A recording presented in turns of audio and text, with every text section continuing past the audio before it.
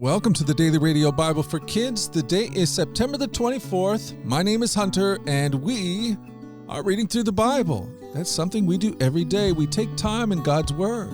We let His Word take its time on us.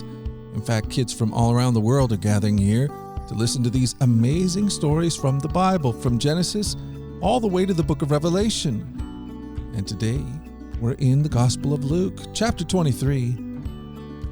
When Jesus hung on the cross between two criminals, what do you think the criminal said about Jesus while he was dying? Let's read about it now from Luke chapter 23. Two others, both criminals, were led out to be executed with Jesus. When they came to a place called the Skull, they nailed him to the cross, and the criminals were also crucified, one on his right and the other on his left. Jesus said, "Father, forgive them, for they don't know what they're doing." And the soldiers gambled for his clothes by throwing dice. The crowd watched, and the leaders scoffed. "He saved others," they said. "Let him save himself if he really is God's Messiah, the chosen one." The soldiers mocked him too by offering him a drink of sour wine. They called out to him, "If you are the King of the Jews, save yourself." A sign was fastened to the cross above him with these words, "This is the King of the Jews." One of the criminals hanging beside him scoffed, "So you're the Messiah, are you? Prove it by saving yourself and us too while you're at it." But the other criminal, he protested and said, "Don't you fear God?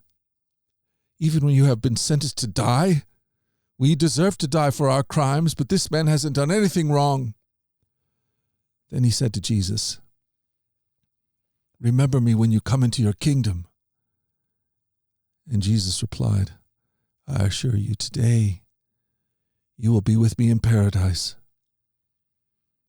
By this time it was noon, and darkness fell across the whole land until 3:00. The light from the sun was gone, and suddenly the curtain in the sanctuary of the temple was torn down the middle. Then Jesus shouted, "Father, I entrust my spirit into your hands."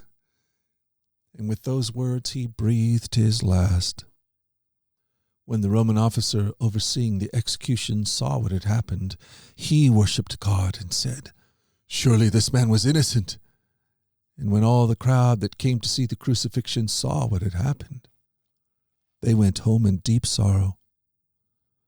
But Jesus' friends, including the women who had followed him from Galilee, stood at a distance watching. Wow. One criminal mocked Jesus, but the other one, he turned to Jesus and asked that Jesus would remember him. And Jesus told that man that he would be with him. On that day, he would be with him in paradise. The thing that strikes me about this is that Jesus was with them then, right there at that moment. There at the most painful moment, the most disappointing moment, the most horrible moment of their lives. God was with them. With both of them. Not just the one who was kind to Jesus, but he was actually with them both.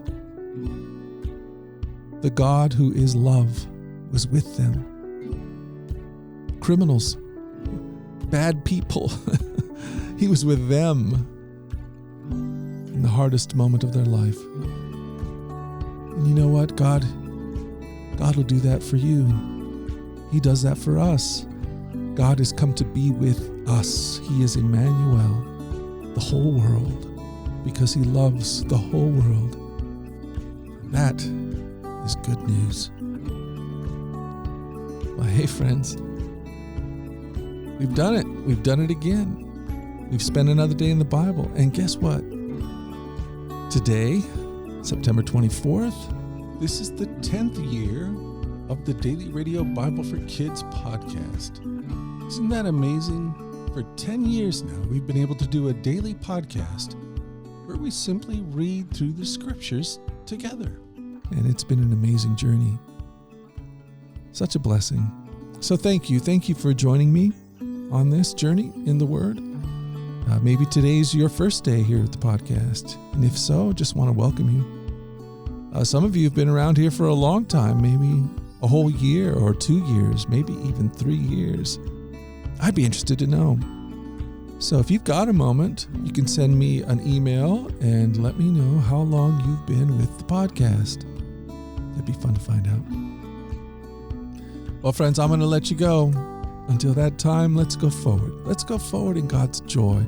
Let's let His joy be our strength. And let us always remember this, that you are loved. No doubt about it. Alrighty, I'll talk to you again tomorrow. You guys take care. Bye-bye.